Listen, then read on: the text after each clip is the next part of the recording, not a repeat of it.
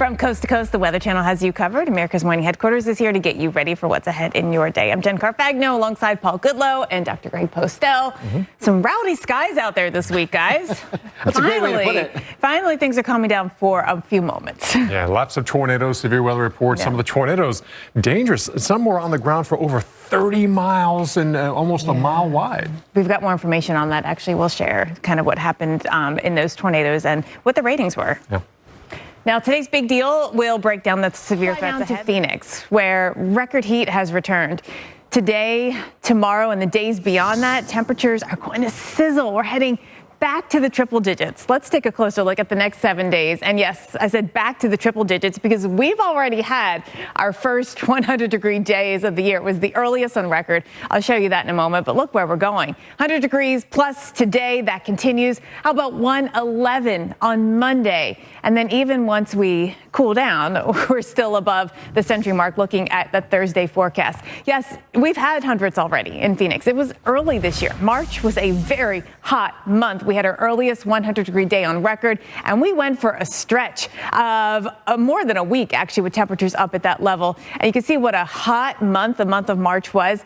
Interestingly, April, while it wasn't cool, it was actually a little above average by about 4 degrees, just relative to how hot March was. It wasn't quite as bad.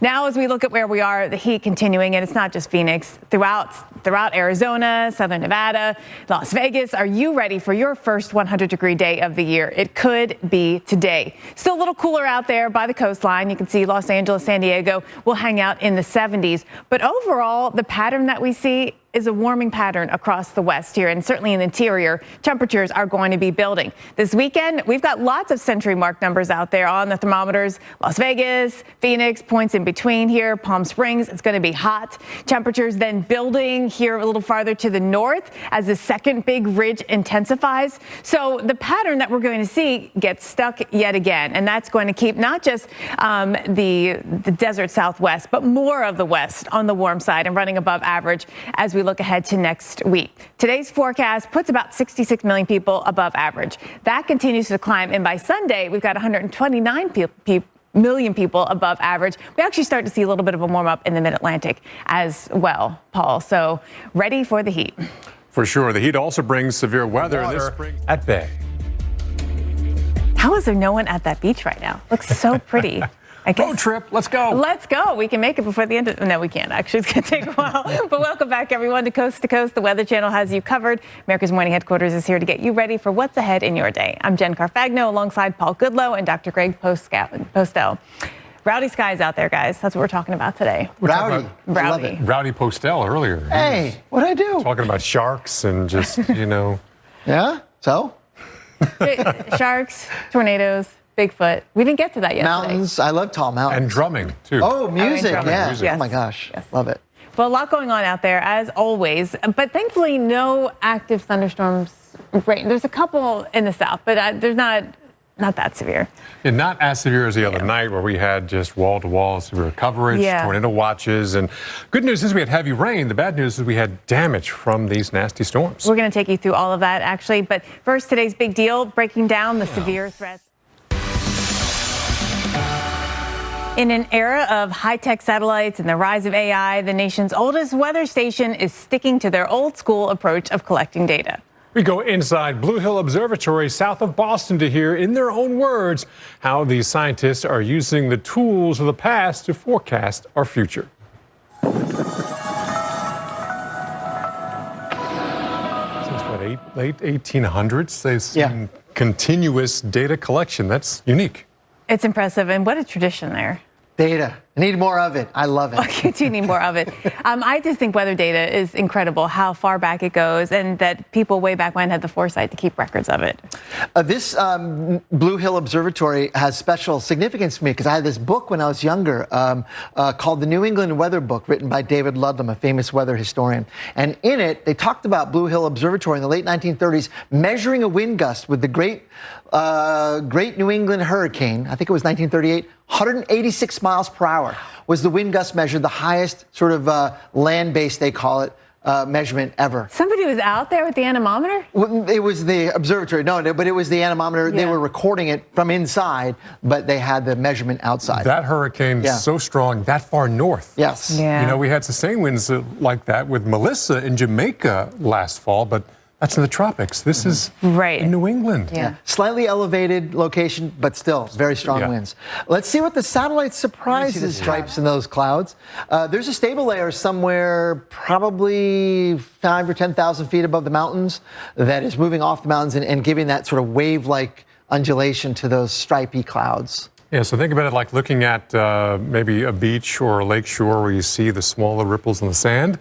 I mean, water's fluid. The air is a fluid as well. And so something just kind of puts a blip into that fluid, and you see it in the waves of the clouds. It's probably happening anyway. We just can't see it unless Happens it's all the clouds time. there. Right. And when you're in an airplane, you're bumping around. Those are likely the same Oh, thing. here's another one.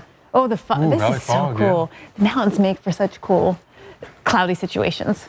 And the valleys, right? I think the fog is in those low valleys where the cold air accumulated during the overnight hours. Yeah, because we've had some relatively cold nights, kind of, you know, May. We should have had it in March, but. Look at this. So we had a cold front come through, and you can see actually some of that cold air aloft and the instability clouds out there. Plus you can see the clouds, the high clouds streaming up from the southwest. Low clouds streaming in from the north. Now there's a brand new law in place in Alabama that will alert beachgoers on their phones if there is a shark encounter anywhere in their vicinity. It's called Lulu's Law, named after the courageous teen who survived that second shark encounter back in June of 2024. Now, joining us now to talk more about the new law and how it will work to protect people at the beaches this summer is Charlana Skaggs, Deputy Commissioner with the Alabama Department of Conservation and Natural Resources.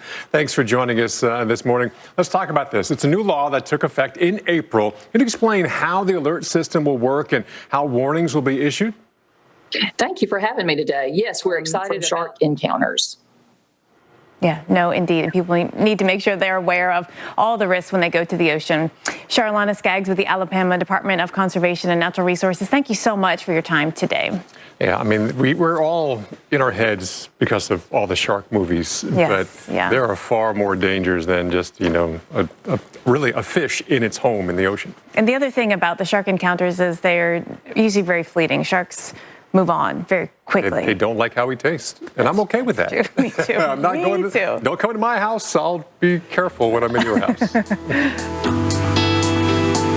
Fears of going into the water at bay. Cue the music. Dun, dun, dun, dun, dun, dun, You know what? One of my favorite movies. Jaws. Shark Tales. Shark Tales. That's a shark-friendly movie. Aww, what about Finding Nemo? Also, yeah. Bruce. Fish are are our friends. friends. Right. Yes. Bruce the Shark. You know why Bruce the Shark was Bruce the Shark in Nemo? Because Bruce was the name of the mechanical shark in Jaws. Yeah. And that was the lawyer of Steven Spielberg at the time. So that's why he named him Bruce. Oh, wow. Gosh. Escape. I don't know what that means, but yeah. That was Ellen DeGeneres' character. Couldn't pronounce escape. In Finding Nemo. Oh, Couldn't pronounce escape. That's so right. she said, I see escape. I got to rewatch that. Escape. I'm going to watch all the rewatch all the shark-friendly movies. Mr. Turtle's my dad, dude. You've seen Paul has seen this a few times. Over and over and over again. That and Madagascar. You got to move it, move it. It's been a while since I've seen that too. All right, I got my plans for the weekend. Rainy day, well, it's going to mean you're looking for a movie. Today's big deal is about where we have some rain.